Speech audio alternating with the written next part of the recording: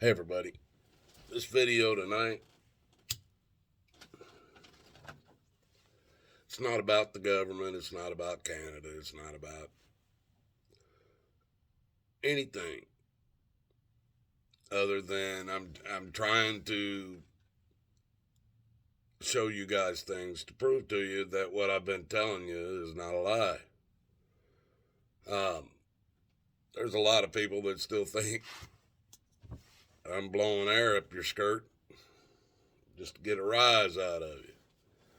So, but I was looking through. I know my time is short on this earth, but my back hurts, folks. It always hurts. I don't take anything but a little bit of Tylenol every now and then for it. That's it. But I have problems. I deal with it. But I've told you guys stories and videos and stuff about my life, and there's going to be two parts because I was looking through, and I'm going through my stuff, and there's stuff I have. I know my time's short. There's stuff I have. I want to find out if it's worth some money. Maybe if it is, and I no longer care for it, then I'll give it up. And there's some of this stuff that I'm going to show you is I am looking to put it either in an auction, or if anybody's willing to make me a bid on it, you can find me on many email. But Watachi, WATACHEE, with the number 1 behind it. The number 1, Watachi1 @gmail.com. And what I'm showing you, if you want to make a bid on it or something, we can start there. But this stuff, if you're into cars, folks, NASCAR, old school muscle, Trans Ams, Pontiac, stuff like that, it might interest you. But I've told you people before that when I at my high school, when I was going to high school, if you had enough of your classes handled and you had some time that you could spare, they had schools you could go to learn technical trades like auto mechanics or carpentry or welding or something like that. They also at these same schools taught other things like photography, and back then it used to involve developing film, enlarging it, and printing your own stuff, or paying somebody else to do it for you. But when I went to high school, I think it was in my sophomore year, I took auto mechanics at a trade school. I had a couple hours at the end of the day that I could go to this trade school. It was called C9, Central 9, in Greenwood, Indiana. And the first time I went down there, I took auto mechanics and learned a lot about, changing oil. They taught me how to rebuild carburetors and stuff. First thing I learned was how to change U-joints in a 4-wheel drive truck. But I learned, I did this a couple of years. The second time I went was for photography. And they had dark rooms, they had enlargers, they had all the top of the line shit at the time. It was a trade school. And so we had, my family, I had to buy have a certain camera that could change lenses and put different effects on. I had to have, and my parents did buy me, back then it was a SLR camera, was top of the line. And you had your roll of film that went in it, but single lens reflex. I even remember what the SLR stands for. Wasted memories, wasted memory space. But anyway, I had taken a lot of photographs at this school while I was going to this school, and at the high school they also had photography classes, but it was just involving what the layout, the design of laying out a photo and all that. You weren't developing the stuff right there at the school. And actually, my parents did buy me all the equipment I needed for a dark room other than a dark room. I had an enlarger. I had all the stuff to develop all the film. I printed it, off of the enlarger. I had it all, but I never had a dark room to do it in. But I had all the equipment. My parents bought it off of a professional photographer, but never got set up. When I went in the Army, I never saw the equipment again. It was all sold off. But I want to start off with this video is going to be about photography. And I want to show you guys these first three photos I'm going to show you. Now, I took these photos probably, I was 16 years old when I took these photos. These photos, as you can all see, they have a hard, like this one, you can still see the black from the backboard. I had this glued to it one time. These pictures all, you can see it on there. You can see the black on the back. That was some kind of, like a cardboard crepe paper or something that I had these photos mounted to at one time with a title on them. They had my name on them. And these photos, because if your photos won anywhere first, second, or third, then they would show your photos. They would hang them in the local banks on display for everybody to see. It wasn't only that. It was it could be hand drawings. It could be oil paintings. It could be any kind of artistic stuff like that. And these three here actually were chosen. I don't know. I don't remember if they won first, second, or third, but they won enough at one of those positions that got them hung in a bank. And they hung in a bank for a long, Greenwood City Bank. They hung in there for a while. Now, I also had oil paintings that hung in there. I had pencil drawings that hung in there. Those were two of my favorite kind of art. Was as far as freehand photography was my favorite. But in these banks, I had these pictures, and these were pictures that did win either first, second, or third. This, and you can see this. It is a real picture. And I actually developed like I said, I developed the film. I enlarged it and printed it with an enlarger. This was done all by me. I can't remember the actual project it was, but this was an old steam engine. I don't know, probably a piece of farm equipment of some kind that I had found. This was the old sugar mill. It says in St. Augustine, Florida. So this was we were on a trip when I was 16 and took this picture. I don't know. There's the sign right out in front of the place. But that was the picture that I took. And it, like I said, these hung in a bank on display. This one was in our hometown. And it was after a blizzard that we had gotten. I think it was 1970, or no, it was 1978 when this picture was taken, I believe, after a blizzard that we had gotten. But these photos all hung in a bank because they had won I had the ribbon somewhere, folks. It was first, second, or third. I don't remember what it was. But now, this is the photos I'm wanting to show you. These are probably,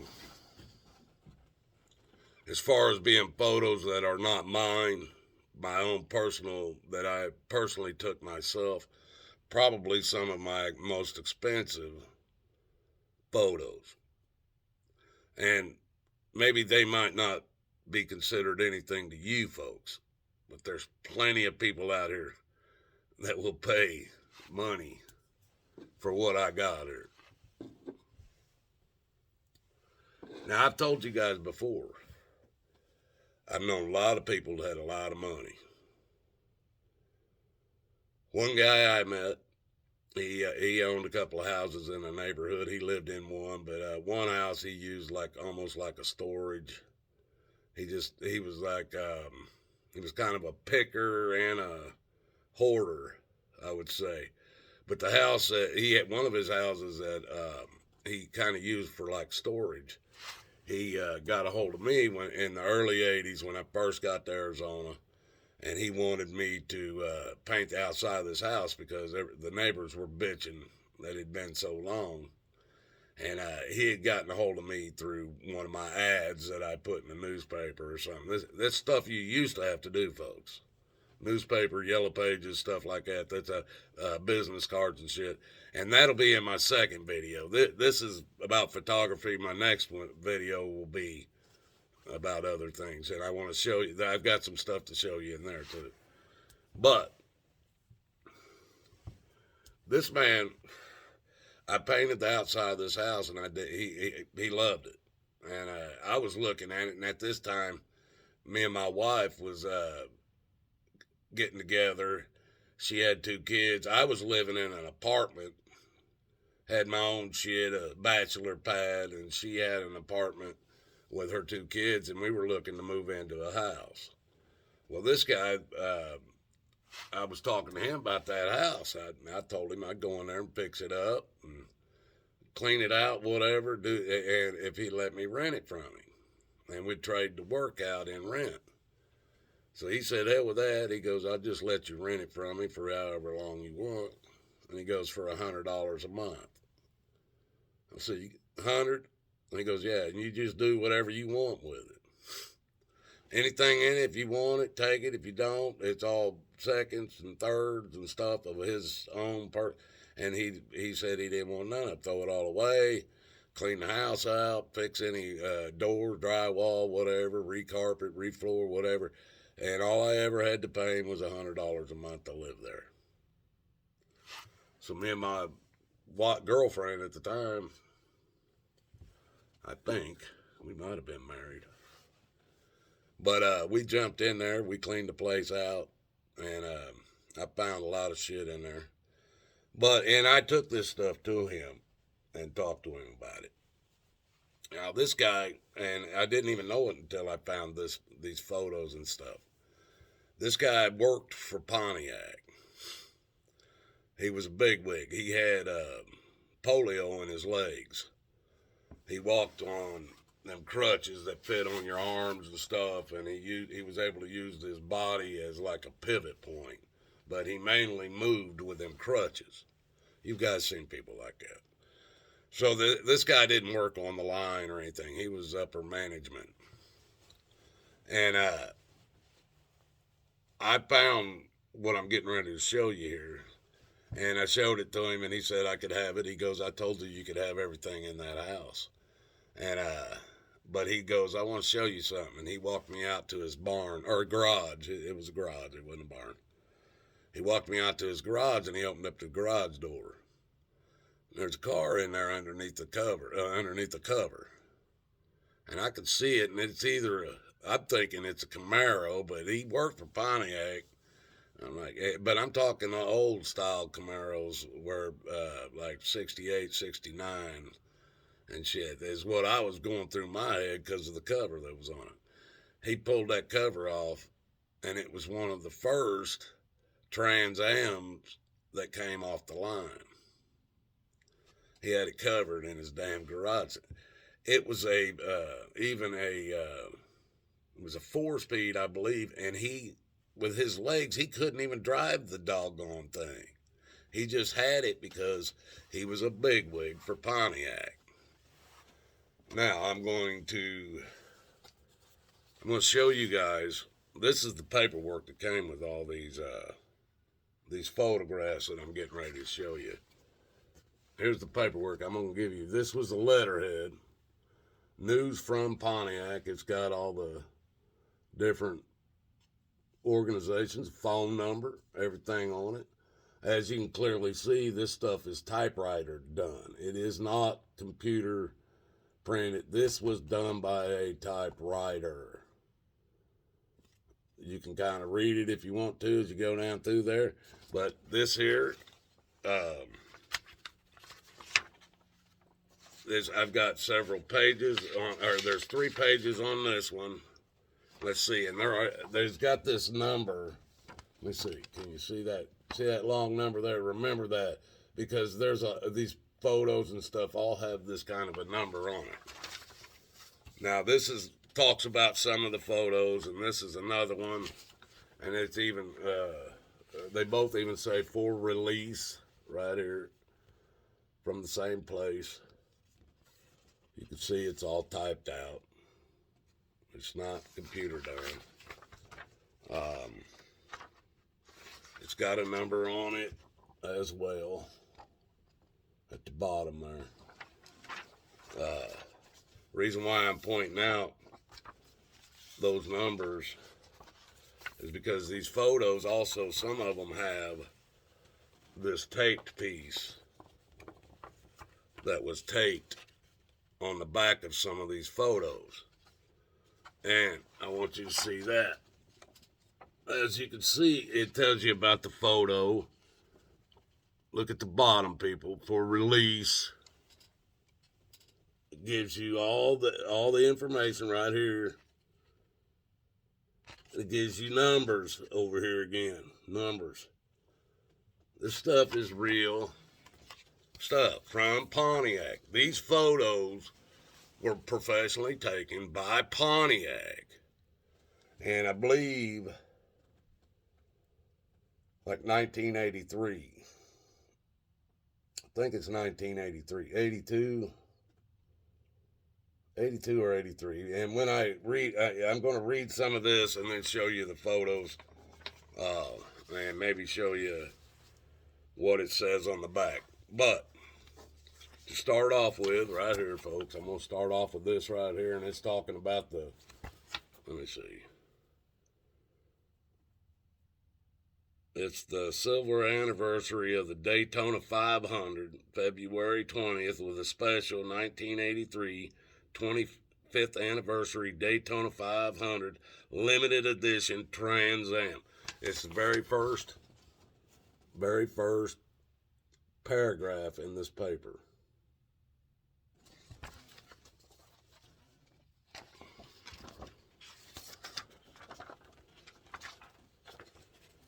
This is an actual photo that Pontiac took of that very Trans Am.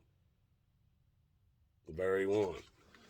On the back, like I said, it has this paperwork to go with it. All of this paperwork, if you see at the bottom, has all this information on it, where it came from. It's all typed in, phone numbers, names, everything. It's all typed in. It tells you all about that car. Original photo from Pontiac. Let's lay this over here. Then it starts talking about on this first one, dating back to 1959, Pontiac paced the inaugural running of the Daytona 500.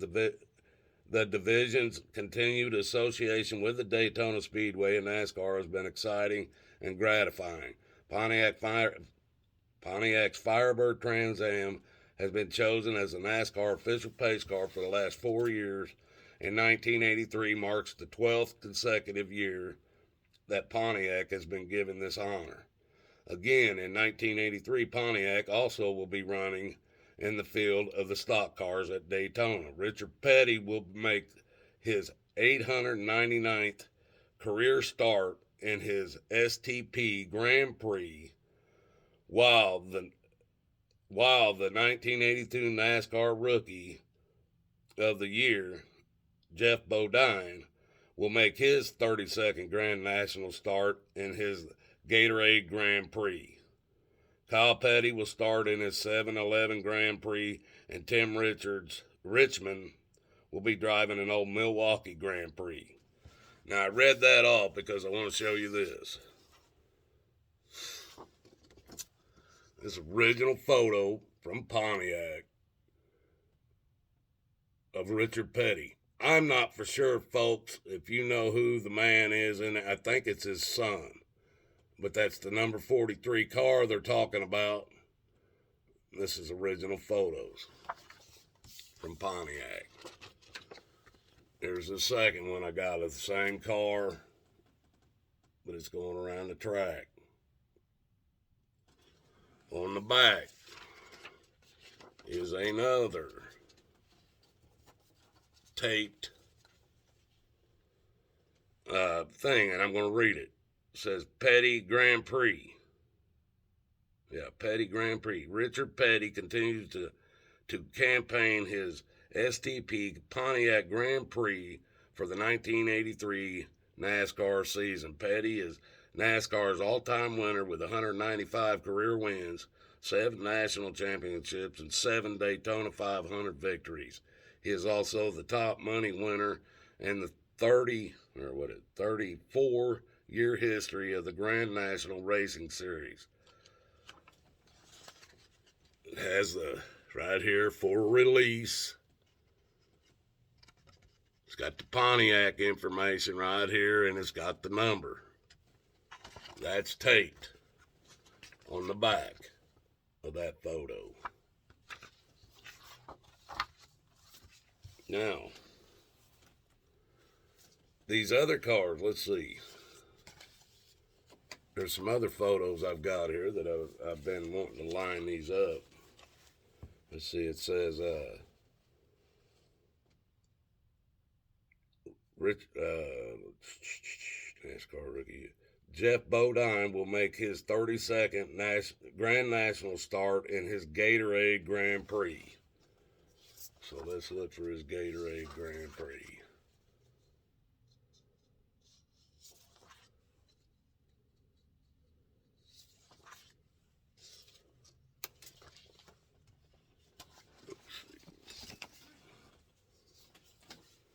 And there it is, folks. This would be Jeff Bodine's Gatorade Grand Prix. Real photo from Pontiac. It's listed on here. Okay. The next one will be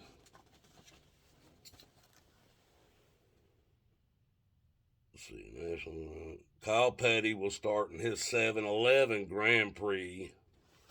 7-Eleven Grand Prix. Just saw it.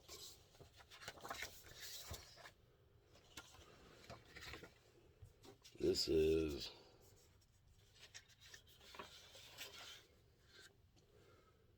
Kyle Petty's 1983 7-Eleven Grand Prix.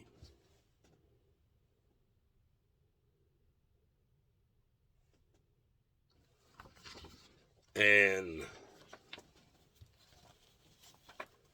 where is it? And this one is Tim Richmond's car that he run in 1983 Pontiac.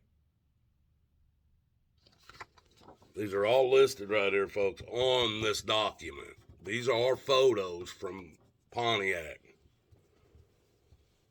Let's see.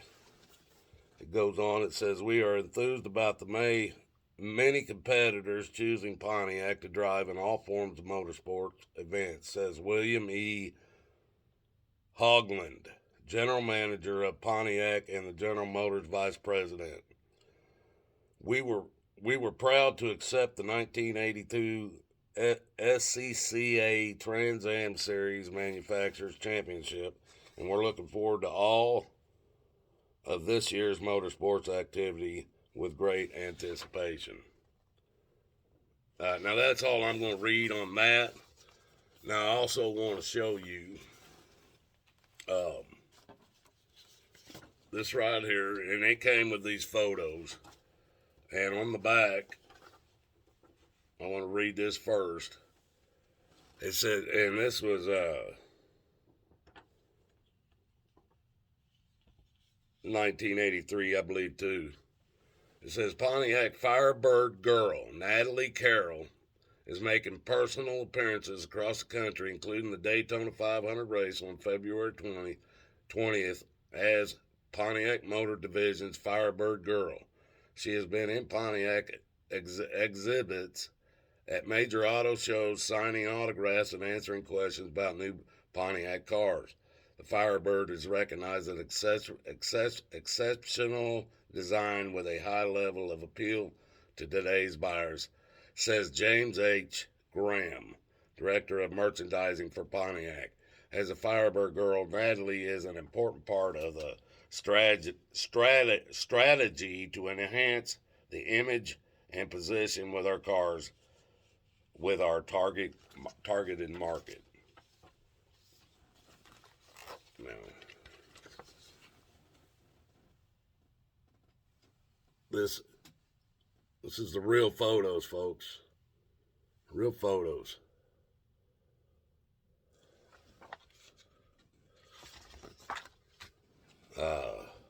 Let's see. This number, I'm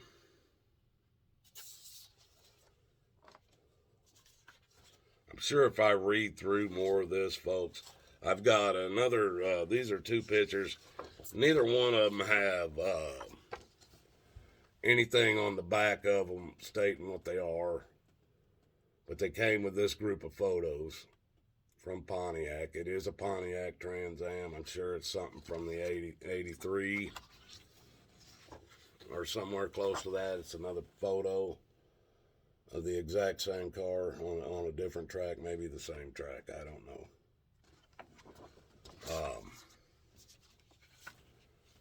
This picture also came with it, and on the back it does have some information.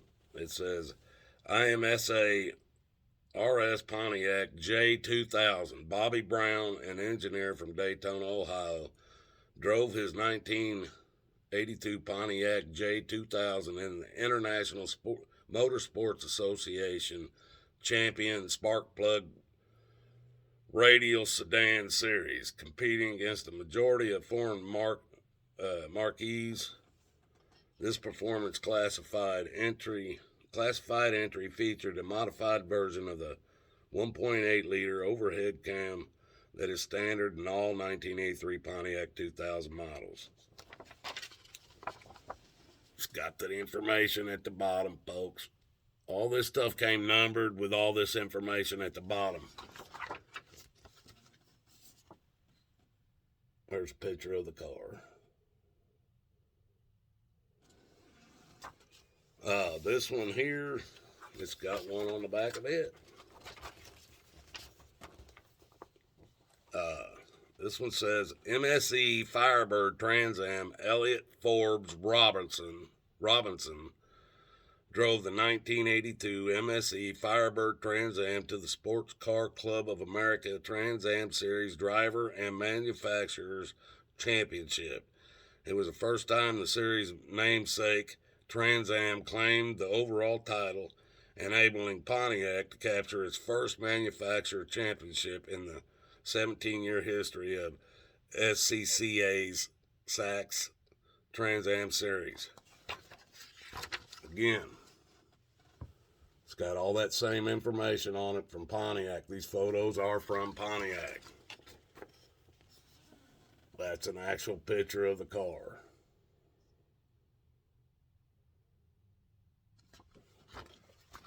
Let's see, I already showed you those.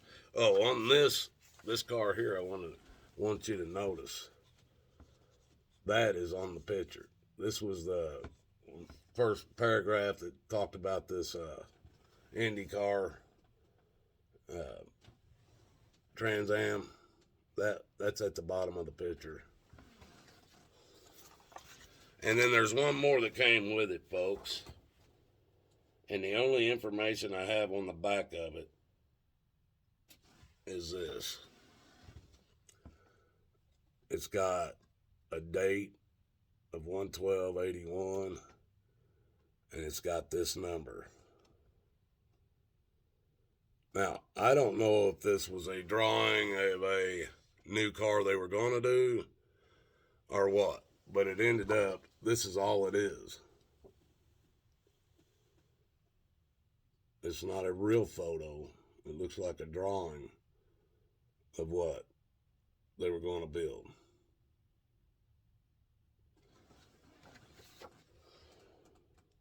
Called the Gene Machine. Now it's actually on. It is a photo of this. It's not a print. Now all these photos and all the documentation that goes with it, any of you, before it goes anywhere else, if you know anybody that's into NASCAR, Richard Petty, Pontiac, any kind of Pontiac fan, Trans Am fan, hook them up with me. These are original. I'll take them anywhere you want to have it proven.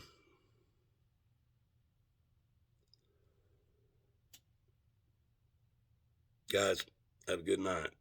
32 minutes. You guys want to watch this shit? Anyway, my next one that I'm going to do, it'll be probably not as long, but just as interesting, I guess, to some people.